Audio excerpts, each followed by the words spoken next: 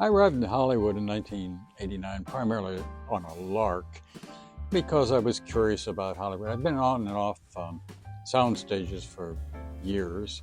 My sister and brother-in-law were raising their kids at the time in LA, and they had some, not real ties, but a real love of the motion picture industry. So anyway, um, being up to looking to do some other stuff while a new management team took over my newspapers in Oklahoma and began to revitalize them and actually make me more money.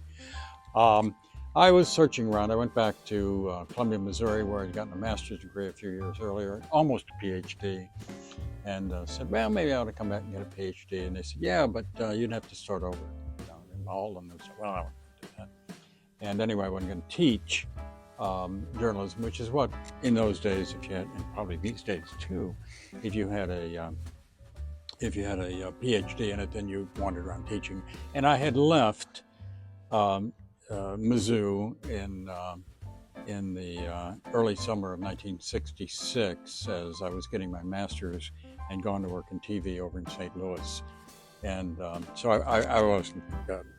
So my next stop was out. I think I've covered this before. I went out to Stanford and talked to those guys about an MBA. They were crazy, nutty kind of turf builder kind of guys, make a lot of money, but they weren't for me. So down I go to Hollywood, and I enrolled in a class, and soon enough I was I wrote a screenplay, and soon enough I am a fellow of the Motion Picture Academy of Arts and Sciences within about a year.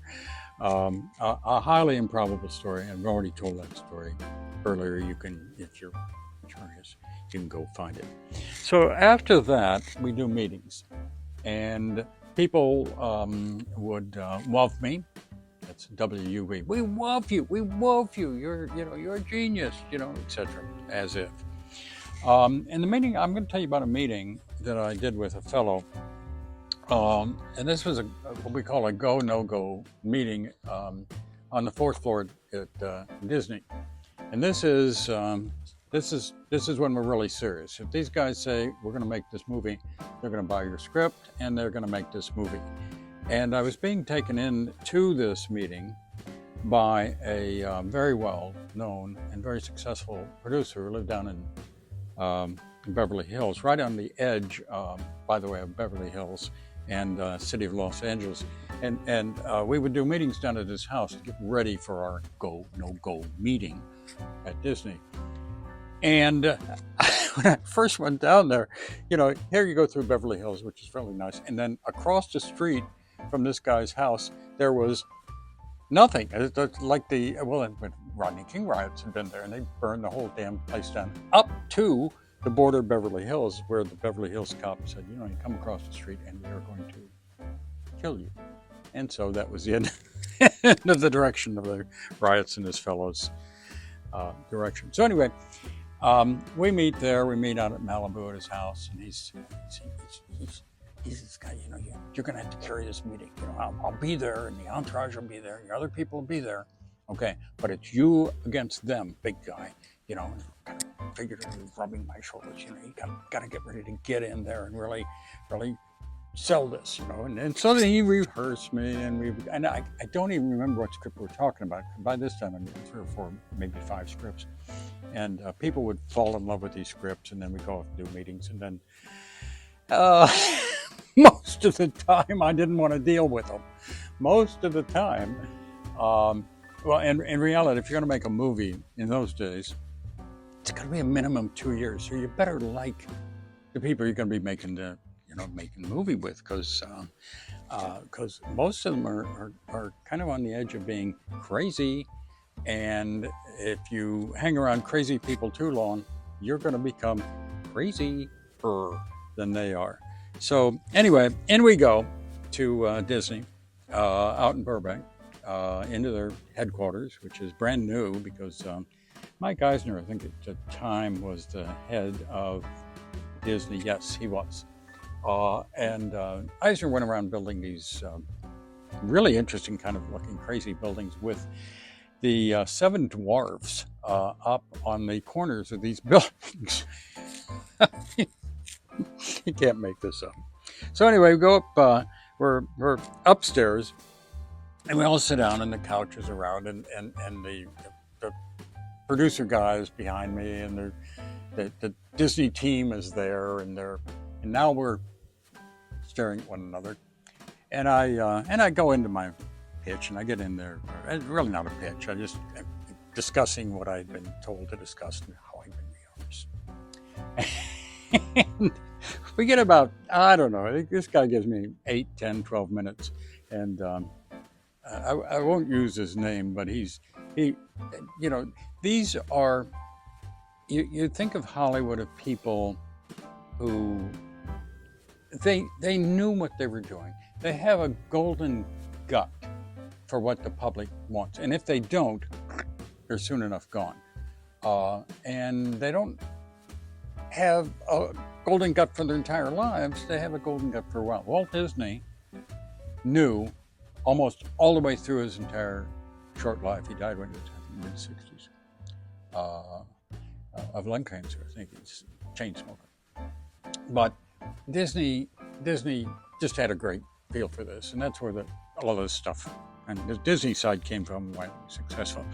Anyway, so we're dealing with guys who really know what they are doing. This guy stops me in the middle of this, and he says, "Hey, look, I got to tell you, we've got another script like this. We've got another script that we are working with another director and writer, and we've even got talent attached to this. And so I'm not sure that, and at this point, the guy who brought me in comes over the back of the couch like a cheetah. Have you seen anything? And he says, "You don't tell us this, blah, blah, blah. You don't tell this genius writer, blah, blah, blah, blah, blah, all this kind of crap, and so forth." And he loses his mind. I've never heard this guy raise his voice, but it's very effective. And the guy running the meeting goes, "Wow, oh." And so then he does what, everybody does when they kind of get, well, not everybody maybe, but he does a rope-a-dope. He said, "Well, maybe.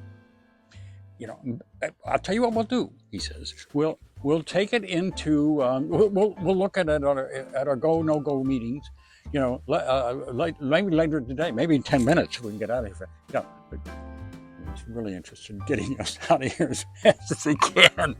So now everybody's making nice. Well, thank you very much. Appreciate your time. Appreciate you looking at this. We'll look forward to hearing from you. Blah, blah, blah, blah, blah. What a bunch of crap. So out we go, okay, on the 4th floor of Disney, which is the power floor in those days, probably still is.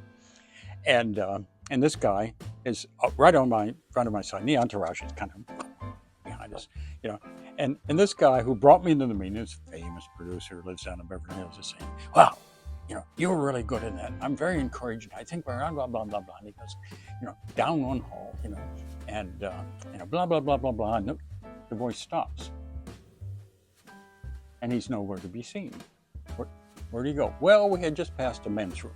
Okay. He just went in the men's room. Okay. So I opened the door and I said, "You in there?" "Yeah, I'm in here." Blah, blah, blah, blah, blah. And out he comes and off we go again. So I listened to this. This goes on for a while.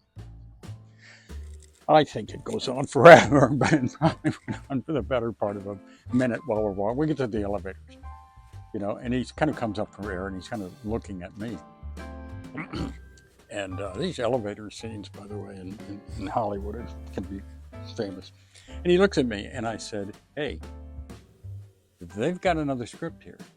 And hey, if they option it or if we do business with this, my script and your project with me is going in the cooler, never to be seen again." What they would be doing is they would be acquiring us because it's too close to something they're already working on, and they will be, for a few bucks, nice bucks, I don't know, 6-figure bucks, they're going to take us on the game board.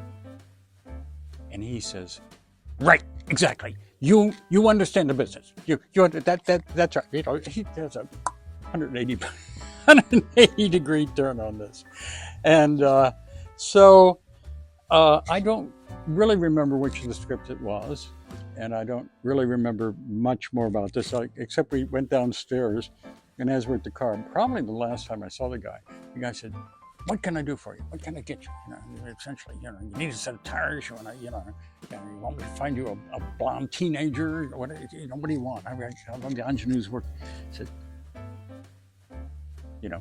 we'll be in touch. And this is kind of how I tried to handle Hollywood anyway, because they're all kind of hysterical, and I would always kind of leave it with, "It's okay. I'm here now, and we're going to make a movie, and we're all going to get rich, and we're going to live like mandarins in the Hollywood Hills with nubile teenage children like you've always wanted to do." And I said, "Oh, I really like you. I'll call you tomorrow. We'll do something." I think I'd have to look at my notes. I don't think I ever heard from this guy again. Well, anyway, we'll tell you about some of the more meetings we've had in Hollywood from time to time, because some of them were probably as colorful and more colorful than this. But I want to thank everybody at Northeast Tech, and Rebecca, who's sitting right across from me, who is doing many great things for us here as we work on this project. And this is a project that we are developing and archiving for the archives at the College of William and Mary, Virginia.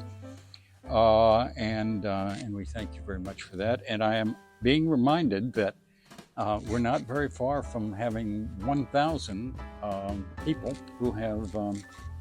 who have subscribed, and when we hit 1,000, they're going to start paying us big bucks.